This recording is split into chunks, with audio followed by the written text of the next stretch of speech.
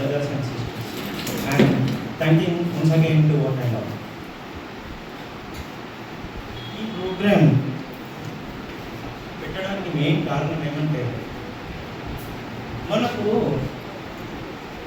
Society స్మూత్గా నడవడానికి ఎన్నో చట్టాలు తయారు చేశారు.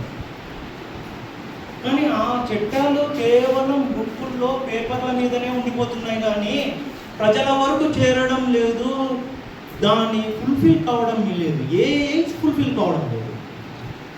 దానికి కారణం ఏమంటే lack of awareness. So supreme court ఏం చేసిందంటే అనుబంధ సంస్థ నల్సాకు డైరెక్షన్ పాస్ చేసింది.